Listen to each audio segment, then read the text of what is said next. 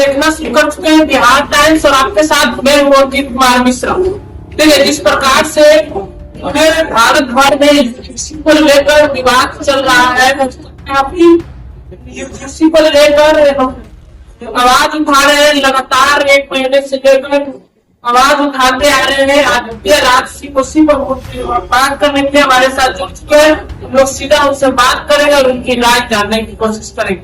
पहले तो हमारे चैनल पर आपका बहुत बहुत स्वागत है। बहुत बहुत धन्यवाद, बहुत बहुत धन्यवाद। लगातार आप यूजीसी को लेकर, यूजीसी रोड मैप को लेकर आप मुद्दा उठाते आ रहे हैं, इस प्रकार से देख रहे हैं। हम इस प्रकार से देख रहे हैं, केवल हम ही नहीं उठाते आ रहे हैं, माननीय सर्वोच्च न्यायालय की चीफ जस्टिस जी ने भी इस प्रकार की टिप्पणी उस दिन की थी।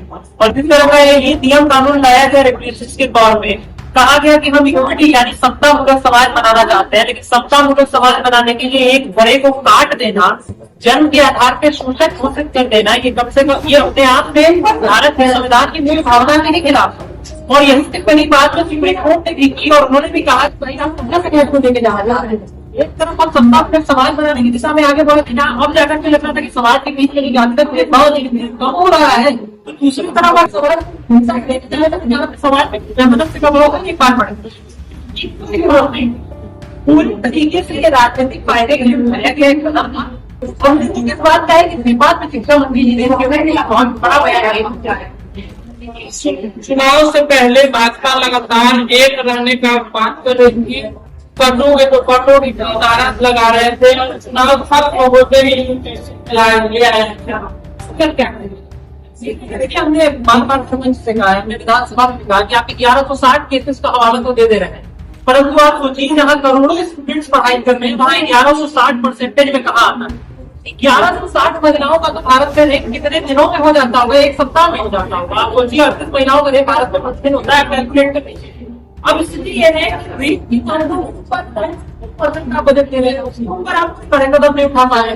नीट छात्रा के ऊपर आप कोई कदम नहीं उठा पा रहे, उसको न्याय नहीं दिला पा रहे, और आप तरीके से 5,000 में हुआ उसको करेंगे और उसके ऊपर बिना मतलब के नियम कानून लेके चले जा रहे हैं। तो आप समझ सकते हैं कि भाजपा कहना तो चाहते हैं पटने को पटे, लेकिन बांटने का काम भी अब तक नहीं कर रही है। ये बयान पहले ऊपर कह रहा हूँ कि वर्तमान की भाजपा कब नहीं कांग्रेस, इन लोगों ने शुरू किया था हिंदुत्व के नाम पे 2024 के चुनावों के बाद भारतीय जनता पार्टी के चुनाव ये इस तरीके के।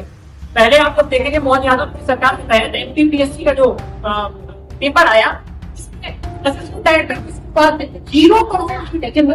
मैं ये कहता हूँ अगर आरक्षण का आप समर्थन कर भी दो, आरक्षण का समर्थन कर सकते हैं क्या? कर सकते हैं जब क्या इसके अलावा भेदभाव कहते किसको? और यही रीजन है कि कहने में हमने विरोध करना शुरू किया। भाजपा की ये राजनीति सही नहीं है, चाहे किसी के भी नजरिए से देखिएगा, देश के लिए सही है, रखो भाजपा। आरक्षण को कितनी प्रतिशत सही मानते हैं?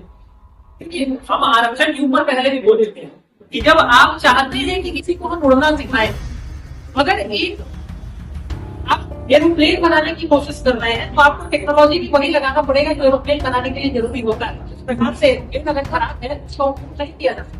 हाँ, उसके अंदर मौजूद खामियों को दूर जरूर किया जा सकता है।